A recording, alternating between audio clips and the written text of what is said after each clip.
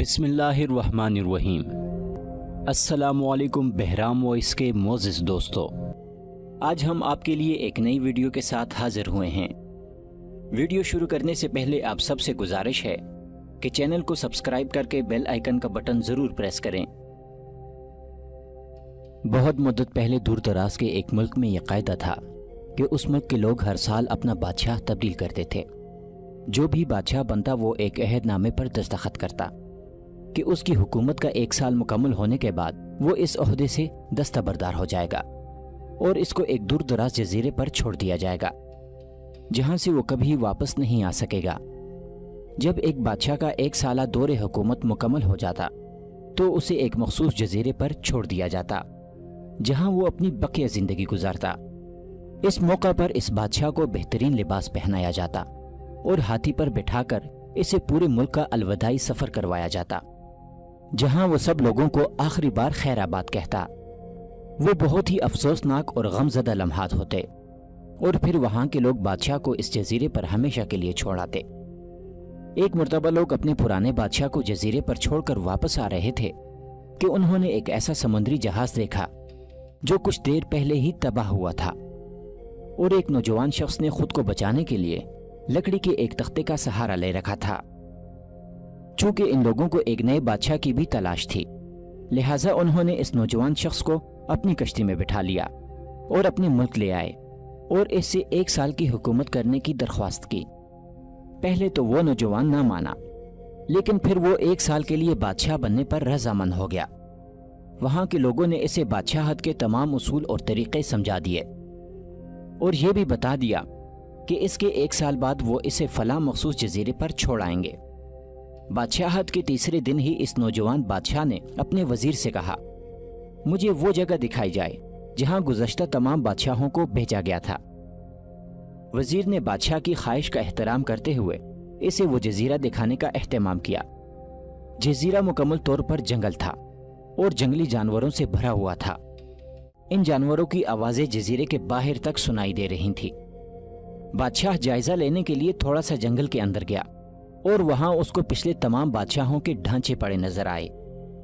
وہ سمجھ گیا کہ بہت جلد ہی اس کا بھی یہی حال ہوگا اور جنگلی جانور اس کو بھی چیر پھاڑ کر کھا جائیں گے۔ ملک واپس پہنچ کر بادشاہ نے مضبوط توانا جسم کے 100 مزدور اکٹھے کیے اور ان سب کو اس جزیرے پر لے گیا اور حکم دیا کہ جنگل کو 1 ماہ میں مکمل طور پر صاف کر دیا جائے، تمام خطرناک جانوروں کو مار دیا جائے اور سب فالتو درخت کاٹ دیے جائیں۔ وہ ہر ماہ خود جزیرے کا دورہ کرتا اور کام کی خود نگرانی بھی کرتا۔ پہلے مہینے میں ہی خطرناک جانوروں کو مار دیا گیا اور پھر بہت سے درخت بھی کاٹ دیے گئے۔ دوسرے ماہ تک جزیرہ مکمل طور پر صاف ہو چکا تھا۔ اب بادشاہ نے مزدوروں کو حکم دیا کہ جزیرے پر مختلف مقامات پر خوبصورت باغات کی تعمیر کی جائے۔ وہ اپنے ساتھ مختلف پالتو جانور مثلاً مرغیاں، گائے، بھینسیں، بطخیں اور بھیڑیں وغیرہ بھی جزیرے میں منتقل کرتا رہا۔ تیسرے مہینے میں بادشاہ نے اپنے مزدوروں کو حکم دیا کہ ایک شاندار گھر تعمیر کریں اور اس جزیرے پر ایک بڑی سی بندرگاہ بھی بنائیں۔ گزرتے مہینوں کے ساتھ ساتھ وہ جزیرہ ایک خوبصورت شہر میں بدلتا جا رہا تھا۔ وہ نوجوان بادشاہ بہت سادہ لباس زیب تن کرتا اور اپنی ذات پر بہت کم خرچ کرتا۔ اپنی بادشاہت کی زیادہ تر کمائی وہ جزیرے کو بنانے میں لگاتا رہا۔ 10 ماہ گزر جانے کے بعد بادشاہ نے اپنے وزیر سے کہا، میں جانتا ہوں کہ 2 مہینے بعد مجھے جزیرے میں چھوڑ دیا جائے گا، لیکن میں ابھی سے وہاں جانا چاہتا ہوں۔ وزیر اور دوسرے وزراء اس بات پر متفق نہیں ہوئے اور بادشاہ سے کہا، آپ کو 2 ماہ مزید صبر کرنا ہوگا تاکہ سال مکمل ہو جائے۔ سال پورا ہو جانے کے بعد ہی آپ کو اس جزیرے پر چھوڑ دیا جائے گا۔ بالآخر 2 ماہ مکمل ہو گئے اور بادشاہت کا 1 سال ختم ہو گیا۔ حسب روایت وہاں کے لوگوں نے اپنے بادشاہ کو شاندار لباس پہنایا اور ہاتھی پر بٹھایا تاکہ وہ اپنی رعایا کو خیر آباد کہہ سکے۔ خلاف توقع یہ بادشاہ اپنی الوداعی تقریب پر بہت خوش تھا۔ لوگوں نے اس سے پوچھا، اس موقع پر تمام گزشتہ بادشاہ تو رو رہے تھے لیکن آپ ہنس رہے ہیں، آپ کے اس قدر خوش ہونے کی کیا وجہ ہے؟ اس نوجوان بادشاہ نے جواب دیا، تم لوگوں نے داناؤں کا وہ قول نہیں سنا जब तुम एक छोटे बच्चे की सूरत में इस दुनिया में आते हो तो तुम रो रहे होते हो और बाकी सब लोग हंस रहे होते हैं। ऐसी जिंदगी जियो कि तुम मरो तो हंस रहे हो और बाकी दुनिया रो रही हो। मैंने ऐसी ही जिंदगी गुजारी है।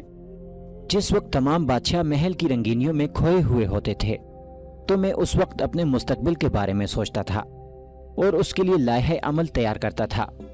मैंने इस जजीरे को एक ऐसी खूबसूरत क़यामगाह में तब्दील कर दिया है जहां अब मैं अपनी बाकी जिंदगी निहायत चैन और आराम और सुकून से गुजार सकूं। मैंने इस कहानी से इंसान की खुद की जिंदगी का बेहतरीन नमूना हासिल किया है, जो कि खास तौर पर मुसलमान के लिए बेहतरीन जिंदगी गुजारने का है।